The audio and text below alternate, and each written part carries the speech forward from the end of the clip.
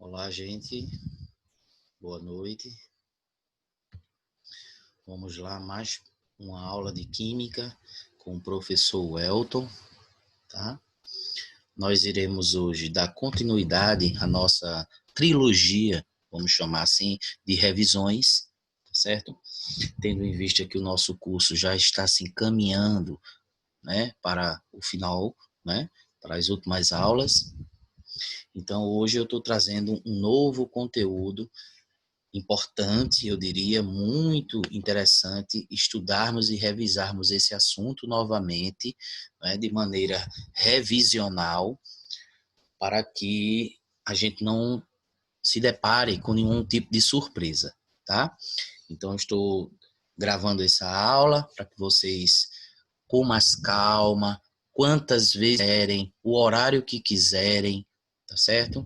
É o lado bom disso tudo, né? Que você pega uma aula que o professor deixa gravado e você escolhe o melhor horário para que você assista e faça suas anotações, né? Se concentre na aula. Então vamos lá, deixar de muita conversa e vamos para a primeira questão, o primeiro slide.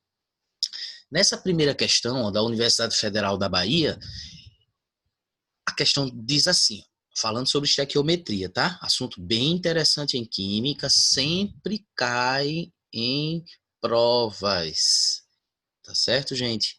Então, um aluno de segundo ano não pode estar mais, ai meu Deus, eu odeio estequiometria, eu não sei estequiometria. Não, vamos começar a melhorar esse patamar, tá certo? Estequiometria são cálculos químicos, né? E necessários demais na química. Então, você tem que entrar no mundo da estequiometria de uma vez por todas, sem medo. Então, vamos responder essa questão aqui e outras, tá? Hidreto de sódio reage com água, dando hidrogênio segundo a reação. Então, essa questão já foi uma mãezona para mim, por quê? Porque ela está me dando a equação. Vou pegar aqui meu marca-texto, vamos dizer assim, tá? E eu estou vendo aqui, ó, que a questão já me deu a equação, ó. Tá vendo aqui? Olha a equação aqui, ó. Pá, pá. Não é verdade? Então, deixa eu mudar essa cor aqui, que eu não gostei muito dessa cor, não. Deixa eu ver uma cor vermelho para ver. Melhorou um pouquinho, né? Pronto. Então, ó, essa equação aí que a questão me dá é a equação que eu vou trabalhar. Então, eu não vou nem me preocupar muito em montar a equação. Ele já me deu prontinha. Então, eu só vou pegar e vou analisar o que a questão está dizendo. Ó. Para obter 20 mols de H2, são necessários quantos mols de água? Então, a dica, observe as substâncias que a questão está relacionando. Nesse caso, a gente observa que ele relaciona H2 e água. Então, são as duas substâncias da equação química que a gente vai ter que relacionar as suas quantidades e montar a nossa regra de 3, né, para achar o que ele está querendo. Para obter 20 mols de H2, são necessários quantos mols de água? Então, a gente vai fazer o nosso cálculo estequiométrico. Então, vamos para o ataque. Primeira coisa é o quê? Pegar essa equação que a questão nos deu e trazer ela para cá, né? Para facilitar nossos cálculos e nossa montagem da regra de 3. Lembrando que as substâncias que ele relacionou foi H2 e água, então as outras não preciso me preocupar. Outra coisa importante é que eu preciso muito atentamente observar se a minha equação já está balanceada. Se não tiver, eu preciso realizar esse balanceamento da equação, porque eu não posso montar uma regra de 3, eu não posso fazer um cálculo estequiométrico onde a equação química está desequilibrada, está com as quantidades erradas, tá? Então, eu não posso, de forma alguma, fazer isso, cometer esse erro. Então, um dos primeiros passos é você pegar a equação química e verificar se ela está balanceada. No caso dessa que a gente tem aqui, a gente observa que nós temos, sim, com a equação química, beleza, beleza, tá balanceada, tranquilo, tranquilo, tá? Então, já que a equação química está balanceada, eu agora vou partir para o que eu estou vendo da estequiometria real da equação. Então, eu estou vendo, por exemplo, aqui, ó, que eu tenho 1 mol, tá vendo? De água para 1 mol de H2. Então, eu já estou vendo que a estequiometria me dá uma proporção de 1 para 1. Beleza? A proporção é de 1 para 1. Então, se eu usar 1 tonelada desse, eu vou ter que utilizar 1 tonelada daquele. Se eu utilizar 1 grama desse, eu vou utilizar 1 grama desse. Se eu utilizar 1 quilo desse, eu utilizo 1 quilo desse. Ou seja, é a proporção de 1 para 1. Tá beleza? Então, se eu estou vendo aqui que a equação química está me dando a proporção de 1 para 1, então agora eu vou fazer minha montagem da regra de 3. 1 mol de água me dá 1 mol de gás hidrogênio. Então, quantos mols de água eu precisaria, eu necessito, para que eu produza 20 mols? Gente, se a proporção é de 1 para 1, eu acho que não precisa nem cálculo, não é verdade?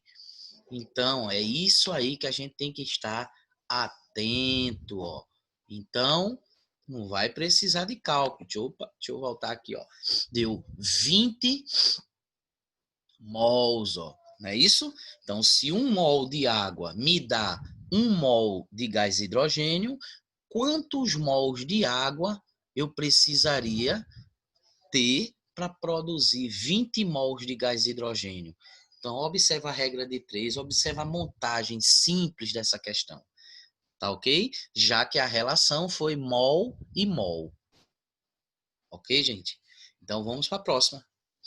César Rio. Quando fizermos reagir completamente em ambiente fechado 2,12 gramas de ferro com enxofre, a massa em gramas de sulfeto de ferro obtida será de... Então, aí, observe essa questão e veja que ele não me deu a equação prontinha, não. Ele foi até, assim, razoável, né? Porque ele me deu aqui as massas de cada elemento, ó. Ele me dá a massa do ferro e me dá a massa do enxofre, a massa atômica, né? A massa de cada átomo. Então, eu vou pegar aí esses dados e vou me virar. Então, ó, a gente tem que ler a questão e saber montar a equação, tá ok? Tem que pensar nas fórmulas das substâncias envolvidas na questão, né? Como, por exemplo, ó, enxofre, tá vendo? Ó, ferro, ó, com enxofre, reagindo, viu? Ferro com enxofre. Então, já estou ligado que eles são os meus reagentes. E sulfeto de ferro, ok? Obtido. O sulfeto de ferro vai ser a substância obtida. Então, produziu-se sulfeto de ferro. Aí eu digo a vocês, e aí, você vai saber montar essa equação na hora do vamos ver? Na hora lá da prova? Gente, é facílimo, hein? Essa daqui é. Se fosse outra, eu poderia até ficar calado. Umas fórmulas mais complexas, tal, e etc. Mas, gente, a questão está dizendo claramente, ó, que ele fez reagir completamente ferro com enxofre e iria produzir sulfeto de ferro. Então, eu estou falando da seguinte equação: ferro mais enxofre produzindo FeS. Tá ok? Então, eu tenho aqui uma equação química que, por natureza, só pelas fórmulas, corretas, né, colocadas aí na equação, eu já tenho aí um balanceamento natural. Então, eu tenho um átomo de ferro aqui, um átomo de ferro aqui, um átomo de enxofre aqui, um átomo de enxofre aqui, ó, tá? Então, é o ferro reagindo com o enxofre, produzindo sulfeto de ferro, ok? Então, eu tenho o sulfeto de ferro sendo produzido e os reagentes sendo ferro mais enxofre. O que é que a gente vai fazer agora? Perceber que nessa questão a relação não está sendo como na outra. A relação não está sendo colocada como na outra, é de massa e massa. Está sendo colocada como, quer dizer, como a outra, né? Mol e mol. Essa é que está sendo massa e massa, tá? A questão anterior não foi 1 mol disso para produzir 20 mols daquilo, então a relação era mol com mol, né? Já aqui a relação é massa com massa, ó. Então aí eu vou ter que trabalhar com as massas molares e a massa atômica de cada elemento. Vai ser o que eu vou precisar trabalhar. Então, vamos já partir para o ataque. Segundo a equação balanceada, que é essa daqui, eu observo que eu tenho 1 mol de ferro, vendo? 1 mol de ferro está para 1 mol de enxofre, que no caso eu não vou precisar trabalhar com ele, porque ele não foi relacionado, né, na pergunta, e 1 mol de sulfeto de ferro, FeS. Tá certo? Então, calculando as massas de cada substância, ó, 1 mol de ferro vai ser basicamente a sua massa atômica, já que só tem um ferro, é 56 gramas. 1 mol de enxofre, também só tem 1 mol de enxofre, ó, então vai ser 32 gramas, basicamente a sua própria massa atômica. Já o FeS, eu vou ter que somar, ó, o Fe, que é 56, mais o S, que é 32. Como tem um de cada, aí eu somo, dá 88. Correto? Se você somar 56 mais 32, dá 88. Aí, no caso, vai ser a massa molar, né? A massa da molécula FeS, sulfeto de ferro. Tudo bem? Aí, agora, eu vou ver o que é que a questão relacionou. Relacionou 2,12 gramas de ferro, tá certo? E perguntou quantas gramas, qual seria a massa de sulfeto de ferro obtida. Então, eu vou relacionar o ferro com o sulfeto de ferro. Então, o ferro foi dado uma quantidade, não foi? 2,12. Essas quantidades de cima, 56, é a que a gente achou através das massas atômicas, né? E das massas molares. Enfim, então aqui eu vou pegar essa quantidade que a questão coloca, tá? Que no caso foi 2,12 gramas de ferro, e eu vou botar um X na massa de sulfeto de ferro que deverá ser produzida, ok? Obviamente, a gente já pensa assim, gente, se a massa de ferro passou de 56 para 2, houve uma redução drástica, né, da quantidade. Então, obviamente, a quantidade de sulfeto de ferro também vai ser reduzido drasticamente. Deu para sacar? Porque, segundo a estequiometria, eu estou vendo, ó, quando eu utilizo 56 gramas de ferro, eu produzo 88 gramas de sulfeto de ferro. Mas se eu utilizar 2 gramas de ferro, eu vou ter muito menos do que 88 gramas de sulfeto de ferro, é lógico.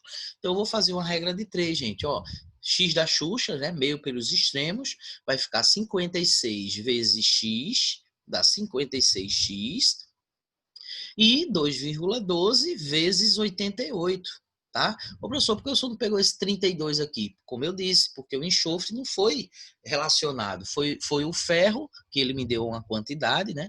E foi perguntado quantas gramas de sulfeto de ferro seria produzido. Então, ele está relacionando ferro com sulfeto de ferro.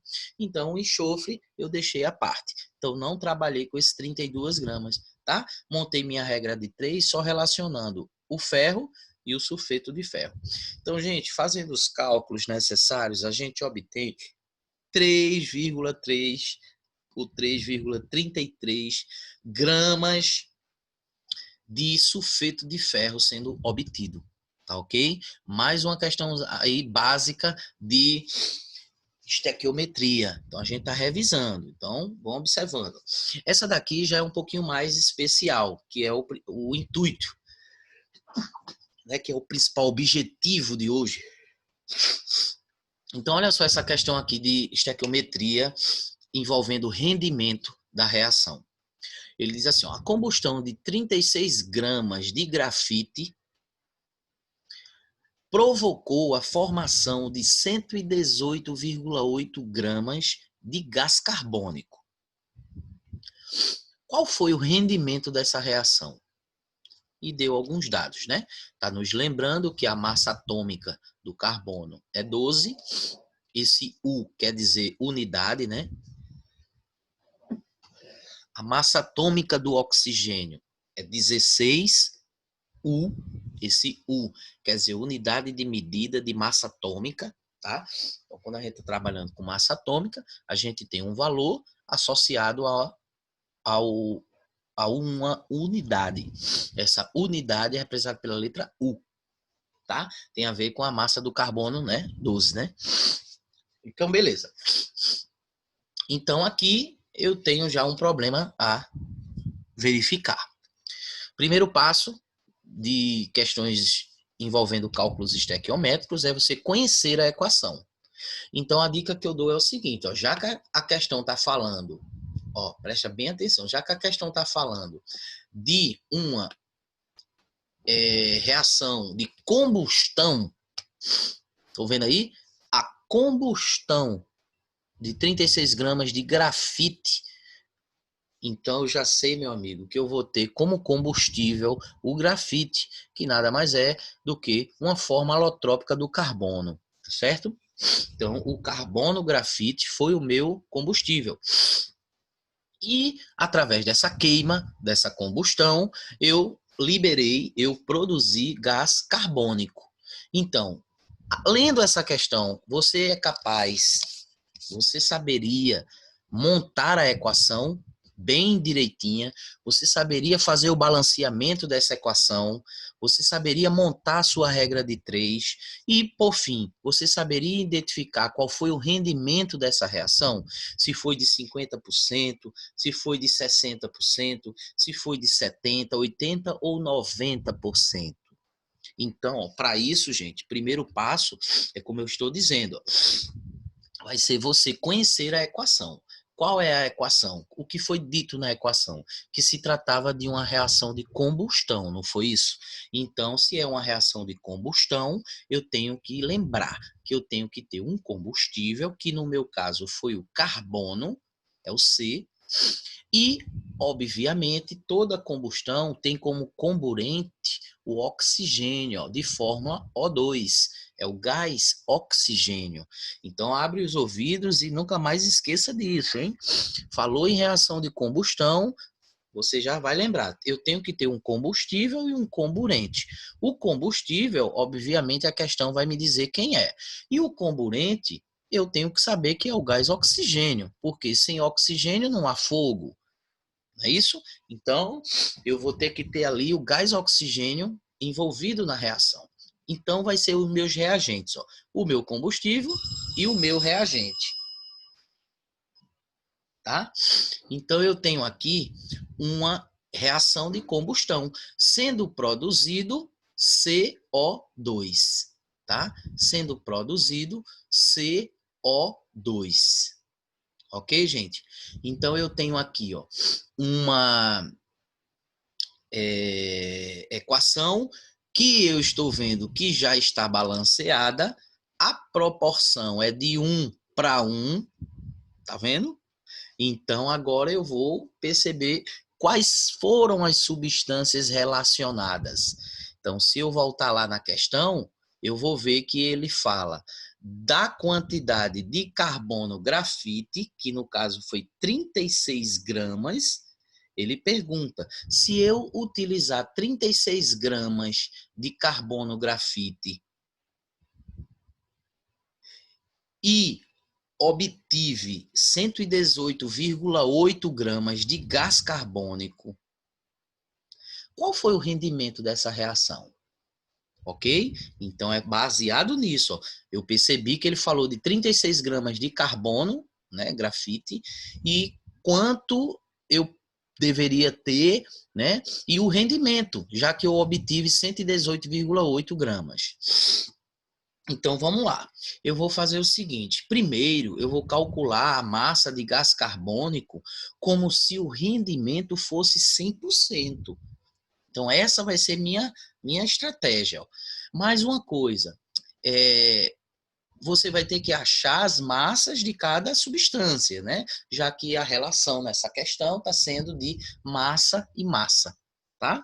Então, a massa do carbono é 12, e a massa do CO2, que é o gás carbônico, que é a questão que está sendo perguntada, né? Tal, relacionada com carbono, então dá 44. Por quê? Ó? O carbono é 12, o oxigênio é 16, 16 vezes 2 dá 32, tá? Mais 12 aqui do carbono dá 44. Então, a massa do CO2, do gás carbônico, é 44 gramas. Aí eu vou fazer o seguinte, ó. Se 12 gramas de carbono me dá, né, me fornece, né, 44 gramas de gás carbônico, essa é a estequiometria, essa é a proporção, ó, tá vendo? 12 gramas de carbono, grafite, me dá, né, 44 gramas de gás carbônico. A questão falou quantas gramas de carbono grafite? 36. 36 gramas de carbono grafite, eu teria quantas gramas de CO2? Tá vendo aí? Então, ó, se 12 gramas de carbono grafite me dá 44 gramas de CO2, 36 gramas de carbono grafite vai me dar quantas gramas de CO2? Então, basicamente, eu estou vendo que a quantidade de carbono triplicou, né? O triplo de 12 é 36. Obviamente, segundo algumas leis, né, de proporções estequiométricas, eu posso citar aqui, por exemplo, a lei de Proust, que é a lei das proporções constantes. Tá? Lembra dessas leis? Você já viu, não lembra, nunca viu? Então, a lei de Lavoisier diz que a soma das massas dos reagentes tem que dar igual à soma das massas dos produtos. Enfim, em outras palavras, na natureza nada se perde, nada se cria, tudo se transforma. É a lei de Lavoisier, tá? Ele diz que nada se perde, tudo se transforma. Então é uma transformação em cima da outra. Tá ocorrendo constantemente no nosso meio. Então, gente, a lei de Proust vem fortalecer essa lei de Lavoisier, dizendo sobre as proporções. Então, se a proporção está sendo dito que isso aqui triplicou, aquilo lá também vai triplicar. Se uma coisa reduziu pela metade, segundo essa lei de Proust, das proporções constantes, se uma coisa se reduziu pela metade, a outra também tende a se reduzir pela metade. Entendido? Então, essa é a lei de Proust, é a lei que fala sobre as proporções constantes. Então, aqui não vai ser diferente, não. Ó. Se eu tivesse esse meu conhecimento sobre proporções constantes, eu já iria matar essa charada aqui, ó, porque 12 gramas me dá 44. Então, 36 gramas me daria quanto? Então, era basicamente eu entender isso, né? Fazer a regra de 3, fazer esse cálculo, mas também entender que essa quantidade de carbono, ela triplicou. Então, obviamente, esse 44 também vai triplicar. E, triplicando ele, a gente vai ver que dá 132 gramas. Ok, gente? Então, ó, 132 gramas de CO2. Essa é a quantidade, 132 gramas, é a quantidade que eu obtenho de CO2 de tal maneira se o rendimento fosse de 100%. Estou destacando aqui, ó. Então, se o rendimento fosse de 100%, aí eu teria essa quantidade, ó. 132 gramas de CO2. Mas você lembra que a questão disse que não obteve 132 gramas de gás carbônico, mas sim 118,8 gramas? Lembra? Então, ó, faça com calma depois essa questão, revise isso aí, tá certo? Para você entender essa questão de cálculos estequiométricos sobre pelo menos aí rendimento da reação. Cálculo bem completo, bem massa para a gente revisar. Então, aqui eu vou fazer um outro cálculo. Eu fiz o primeiro cálculo aqui, minha regra de 3, para descobrir quantas gramas realmente, né, considerando o rendimento da equação da reação química de combustão, um rendimento de 100%, eu achei aqui 132 gramas. Mas se eu estou sabendo que não foi essa quantidade que eu obtive, e sim 118,8 gramas.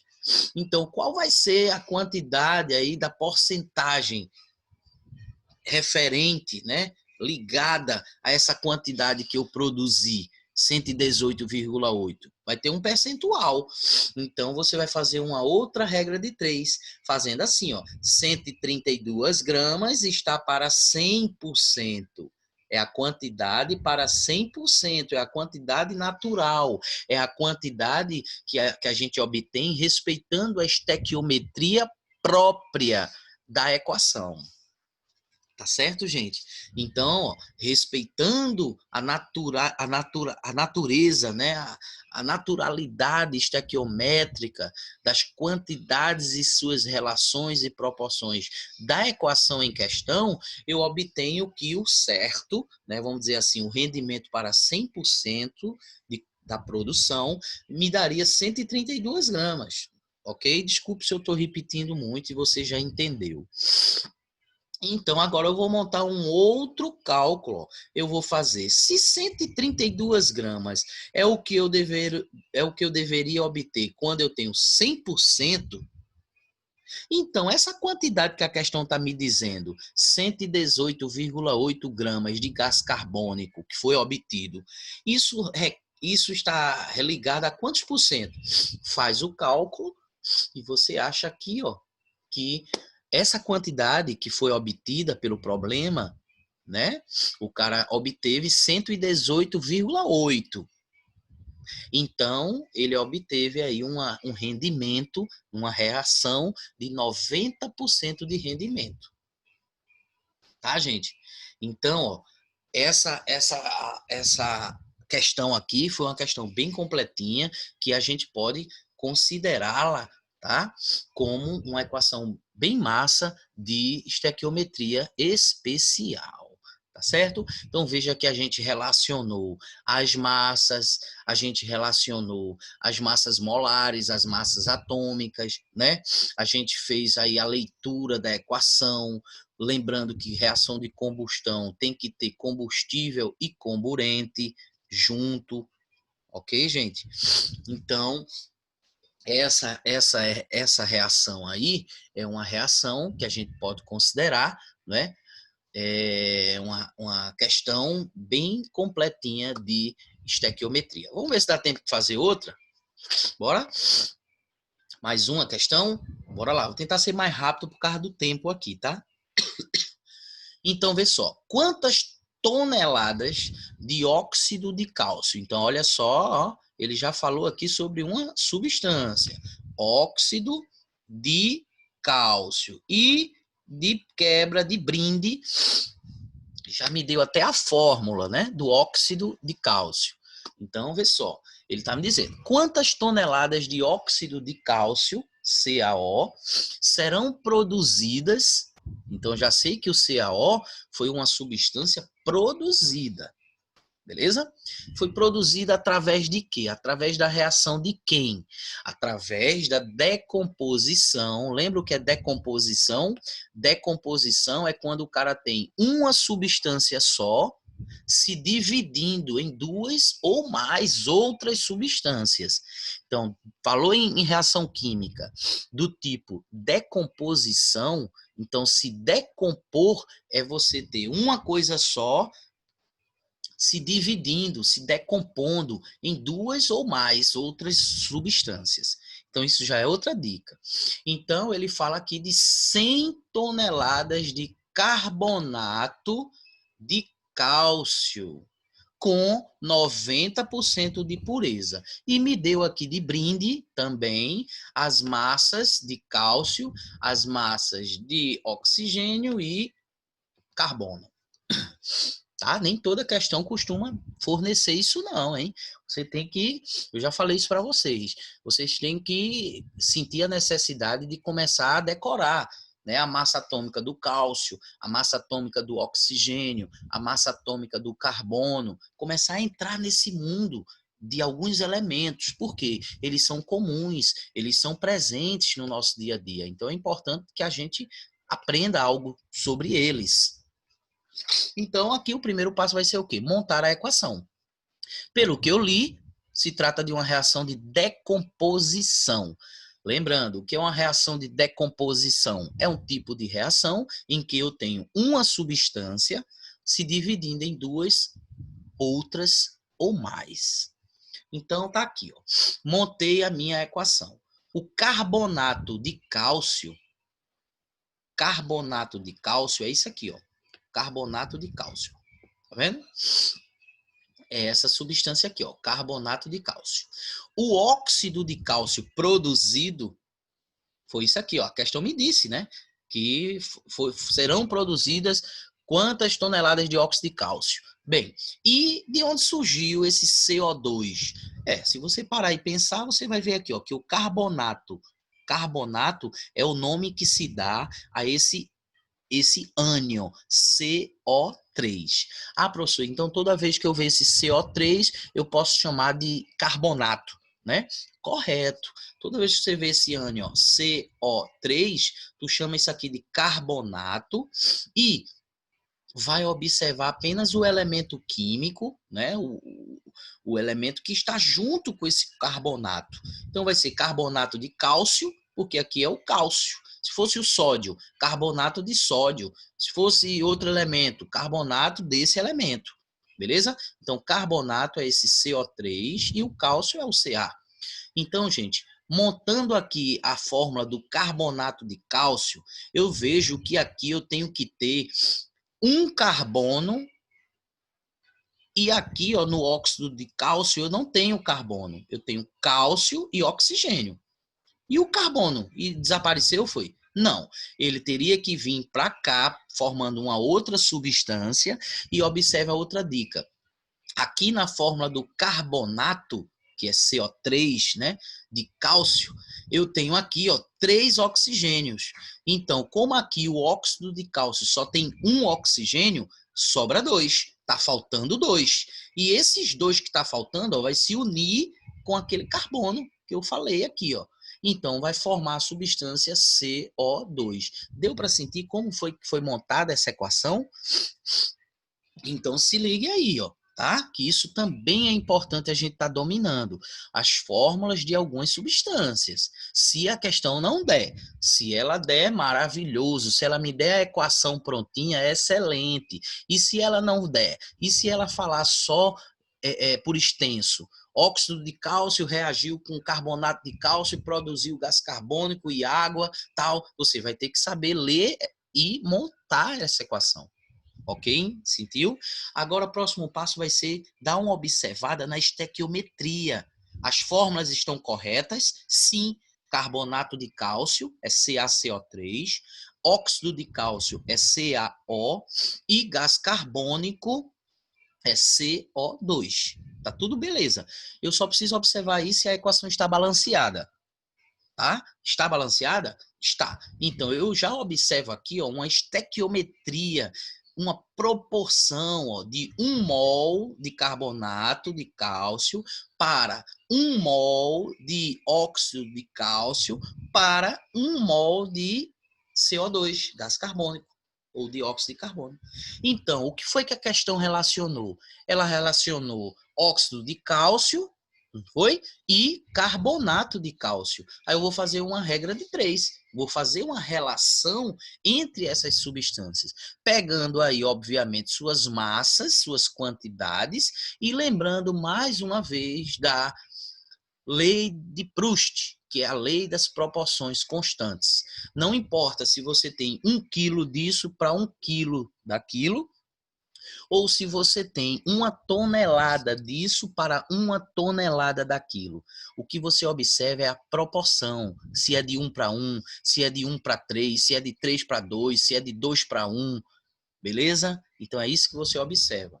Então você vai trabalhar aí com os seus cálculos, tá? E vai fazer o seguinte, ó, 56 mil vezes 10 elevado a sexta gramas, aqui a questão até que transformou aí para grama, tá? Tudo para grama. E foi fazendo seus cálculos só. Tá vendo? Sua relação. Lembrando que o que está sendo relacionado foi o carbonato de cálcio e o óxido de cálcio. Tá certo? Então ele disse, ó, se ele utilizar 100 toneladas de carbonato de cálcio, quantas toneladas de óxido de cálcio ele produziria? Tá? Aí a gente achou aqui uma quantidade inicialmente, tá certo? De 56 toneladas. Só que essas 56 toneladas está para 100%. Então eu fiz um outro cálculozinho, ó. 56 toneladas está para 100%. Lembre-se do que a gente fez na questão anterior. Aí eu tenho que fazer um outro cálculo relacionando o 90%, ó, que é exatamente esse 90% de pureza. Então, se eu considerar 90%, vai me dar quanto? Aí a resposta ficaria 50,4 toneladas de óxido de cálcio produzido. Tá ok? Então, assim a gente finaliza essa nossa aula de hoje. Espero que você tenha gostado de mais uma revisão. Assista quantas vezes vocês quiserem essa aula, que vai estar aqui na plataforma. Tá ok? Um abraço e fiquem com Deus. Até mais.